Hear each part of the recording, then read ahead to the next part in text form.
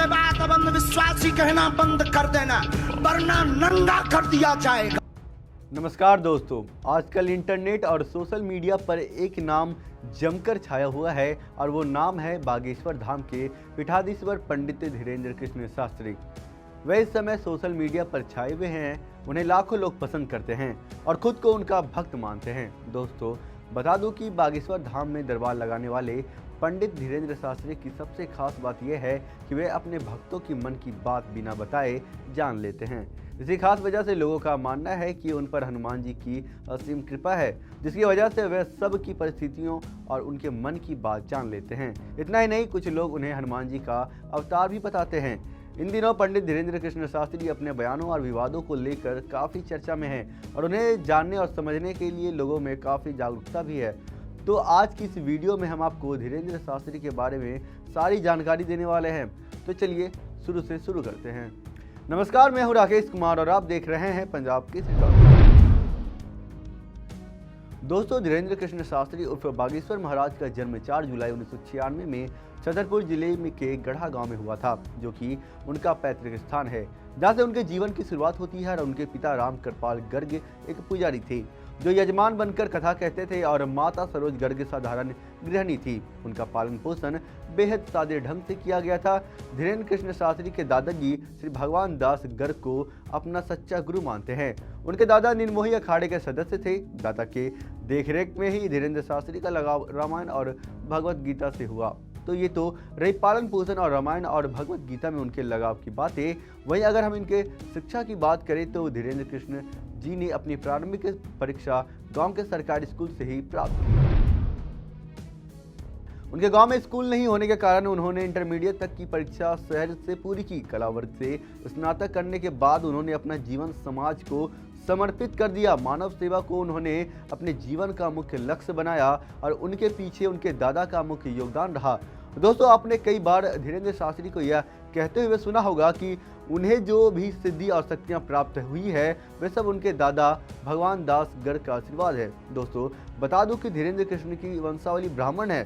शुक्ला परिवार में जन्म लेने के कारण बचपन से ही घर में पूजा पाठ और भक्ति में माहौल था, जिसका असर बालक धीरेन्द्र के मन मस्तिष्क पर पड़ा। दादा भगवान गर्ग जैसे सिद्ध संत की छत्र छाया में बढ़े हुए धीरेन्द्र कृष्ण जी ने अपना गुरु बनाया। उनके दादा का बागेश्वर धाम से गहरा संबंध रहा। वे निर्मोही अखाड़े के पास हनुमान मंदिर में लगने वाले दरबार का नेतृत्व करते थे। उनके दादाजी से प्रेरणा लेकर धीरेन्द्र कृष्ण ने भी दिव्य दरबार का हिस्सा बनना प्रारंभ कर दिया।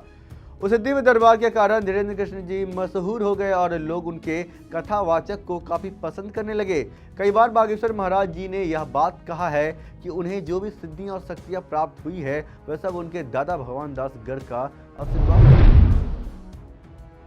तो चलिए दोस्तों, अब हम आपको बताते हैं कि आखिर बागेश्वर धाम के चर्चाओं के बीच विवाद क्या है।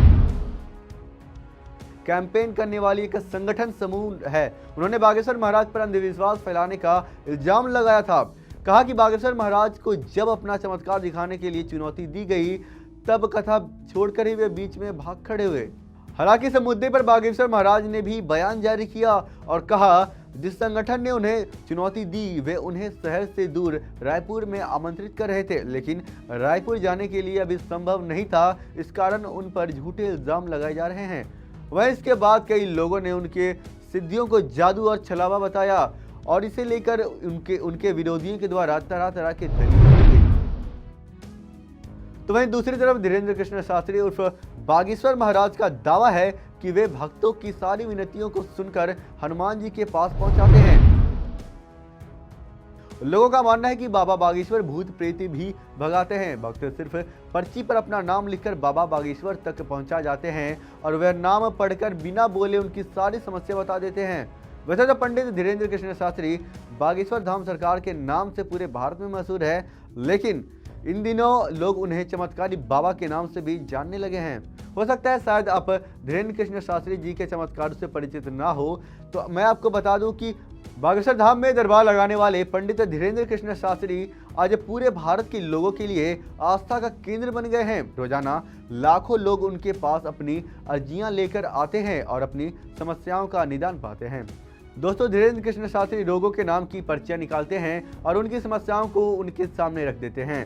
कमाल की बात यह है कि इस मामले में उनसे कोई चूक नहीं होती और ना कभी उनकी गलत साबित होती है।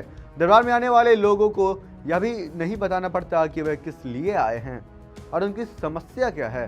शास्त्री जी बिना बताए ही लोगों के मन की बात जान लेते हैं और अर्जी लगाने वाले इंसान को बिना जानकारी लिए उसके नाम से बुलाते हैं और इन्हीं चमत्कार के कारण बागेश्वर धाम में आने वाले लोग उन्हें हनुमान जी का अवतार मानते हैं। दोस्तों, वहीं कुछ लोग उन पर यह भी आरोप लगाते हैं कि वह धर्म कार्ड खेल रहे हैं और एक धर्म को सर्वोपरि कर बाकी धर्मों का नकार रहे हैं। तो दोस्तों, मैं आपको बता दूं कि उनके जो परम मित्र हैं वह शेख मुबारक।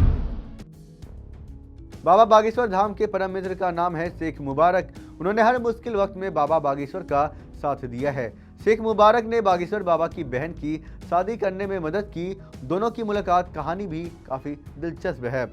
दोनों अलग अलग धर्मों से आते हैं। जब एक बार शेख मुबारक को सनातन धर्म से जुड़े कुछ मामलों पर भ्रम हुआ, तब उन्होंने बागेश्वर धाम से चर्चा करना जरूरी समझा। बागेश्वर धाम के शेख मुबारक के सभी संदेह को दूर किया। दोनों ने अपने अपने धर्मों पर खूब बातें की और यहीं से उनकी गहरी दोस्ती शुरू हो गई। बाबा बागेश्वर धाम कथा के दौरान अपने परम मित्र का नाम अक्सर लेते हैं। तो कैसी लगी यह तमाम जानकारी हमें कमेंट्स करके जरूर बताएं और फिलहाल के लिए मुझे दीजिए इजाजत। देखते रहिए पंजाब केसरी। धन्यवाद।